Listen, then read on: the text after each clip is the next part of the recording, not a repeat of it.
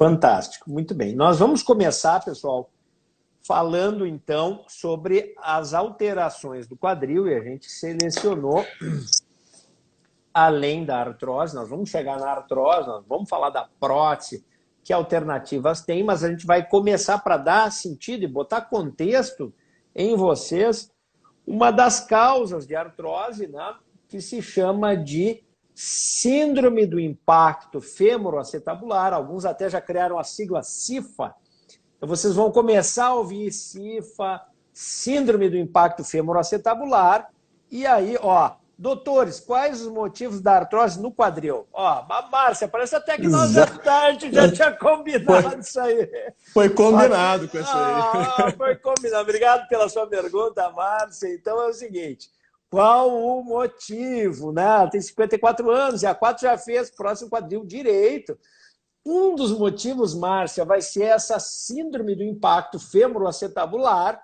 Por favor, doutor Inácio, conta para nós o que é, afinal de contas, a síndrome do impacto fêmuro-acetabular. Foi interessante porque quem colocou, né, a pergunta aí até se enquadra no perfil realmente do que a gente via acontecer, né? Um paciente jovem e tudo isso. É importante destacar, então, assim, vamos falar, impacto fêmuro-acetabular é o que o próprio nome diz. É o conflito, o pinçamento, o impacto do fêmur, de uma região específica dele, mais precisamente o colo do fêmur, a transição entre a cabeça e o colo. Tem até um modelinho aqui para vocês entenderem. Mostra, bacana. Olha ali, ó. Estão vendo? Aqui, essa região que está avermelhada é como se fosse um calo no colo do fêmur, e esse calo pode existir também aqui na ponta da bacia. Quando ele é aqui, ele chama came. Quando ele é aqui, ele chama pincer. Quando ele tem os dois, que é a maioria dos casos, ele chama de impacto misto. Isso faz com que haja um conflito entre as duas regiões em alguns movimentos do quadril, mais frequentemente nos movimentos em que você trabalha com muita flexão do quadril. Um detalhe importantíssimo é que esse impacto ele tem que ser não fisiológico, não normal, né? Então eu tenho essa sobra de osso em cima e embaixo, ou em um ou em outro, o que geraria um conflito quando não deveria ocorrer. Isso pode também acontecer sem essas deformidades quando eu tenho um arco de movimento muito grande, que é o que a gente chama de um impacto funcional, numa bailarina, num capoeirista, no lutador de taekwondo. Tem esses dois cenários. E aí um detalhe dentro do que o doutor André comentou que é essencial, e essa mudança de nomenclatura, porque muitos pacientes perguntam, eles veem no laudo do raio-x ou no laudo da ressonância, eu tenho impacto, eu tenho alteração de impacto. A alteração de impacto, ou seja, morfologia, ter aquela deformidade não é igual síndrome do impacto femoroacetabular, igual o André falou. Para eu ter síndrome, eu tenho que ter sintomas. Em medicina, síndrome significa conjunto de sinal e sintomas. Então, eu tenho que ter o impacto ocorrendo, mecanicamente falando, e tenho que ter sintomas, queixas dos pacientes, tá? Por isso é tão importante esse tudo que o André colocou. É muito interessante isso que o doutor Inácio coloca para a gente já antecipou e já falamos em outros momentos, né? Pois as alterações de imagem ou de morfologia do formato do quadril, né, pessoal, pode ser, é bastante comum, né? Até 35%, 40% da população pode ter esses achados, mas aos 60 anos só 5% desenvolvem artrose. Então, como é que dessas alterações todas, algumas vão evoluir efetivamente para artrose e que casos devem ser tratados? Tenta mais ou menos desenrolar para nós aqui, Inácio, doutor Inácio Ventura, que casos precisam de tratamento, que tratamentos há, que opções há, existe para a síndrome do impacto femoroacetabular tratamento conservador, são todos cirúrgicos, como é o tratamento da síndrome do impacto femoroacetabular? Bom, é importante, dentro dessas estatísticas que você colocou, a gente só ressaltar que você falou que aos 60 anos apenas 5%, 10% das pessoas vão ter artrose, mas que se a gente pegar o grupo partindo do desfecho, ou seja, pacientes jovens, que é a idade da pessoa que perguntou aqui, abaixo de 55, 60 anos de idade, que tem artrose no quadril, destes, cerca de 60% da causa foi o impacto, para vocês verem a relevância do impacto como fator gerador de artrose em pacientes jovens, tá?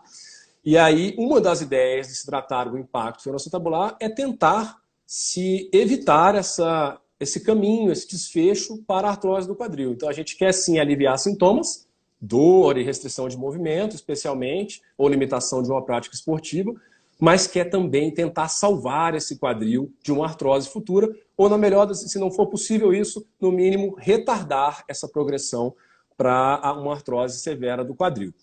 Eu vejo da seguinte maneira, André, quando há um impacto clássico, como a gente mostrou aqui, com deformidade óssea e sintomatologia, síndrome do impacto, tanto é a minha visão, como a maioria dos trabalhos já mostrou, que a melhor linha é você tirar a deformidade dali. É a melhor linha de tratamento. Isso é mais efetivo você retirar aquela deformidade causadora da sintomatologia e depois fazer um protocolo de fisioterapia, do que você tentar iniciar a fisioterapia, retardar uma cirurgia essencial e muitas vezes isso gerar um dano de cartilagem que depois, mais na frente, não possa ser compensado.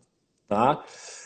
O detalhe aqui é que, então todo mundo que tem impacto, síndrome do impacto, com deformidade tem que operar? Não. Tá? Nós temos um perfil de pacientes que está disposto a abrir mão de determinadas atividades. E aí sim, esses pacientes que estão dispostos a abrir mão de determinadas coisas, eles sim podem ser beneficiados de um protocolo com tratamento conservador, incluindo a fisioterapia, sempre para compensar aqueles problemas, e aí nós podemos utilizar como recursos quaisquer outras terapias que ajudem a diminuir sintomas e melhorar a performance articular. E a gente está falando aí principalmente de tratamentos infiltrativos. Eu posso fazer a viscosuplementação, aplicação de ácido hialurônico, eu posso usar de tratamentos viscobiológicos para tentar estimular um processo cicatricial mais acelerado. Eu posso mesmo optar por um simples alívio sintomático da dor, com bloqueios neurológicos, como você faz muito bem, para ganhar analgesia e para que o fisioterapeuta possa trabalhar. Isso a gente falando principalmente do grupo que tem muita deformidade mecânica. Naquele outro grupo que eu falei, bailarinas, lutadores de taekwondo, capoeiristas, pessoas com hipermobilidade, que têm um arco de movimento muito grande, tem impacto, síndrome do impacto, mas não tem deformidades, nesse é importante falar que a cirurgia é quase proscrita. Porque operar esse grupo de pacientes os coloca em mais risco. Então, para eles, esses outros tratamentos são assim, a indicação primordial, eu diria. Fantástico. Então, pessoal, fica a avaliação clínica, né? Com o doutor Inácio, com o cirurgião de quadril, né, da sua confiança, né? Em que você vai definir junto do paciente se aquela alteração radiográfica, radiológica, de imagem é realmente a responsável pelas dores do paciente, e aí fica esse caminho que ele mostrou, né? Existe a correção da deformidade ou não, conforme cada um tem a sua, enfim, seu contexto clínico, vamos dizer assim.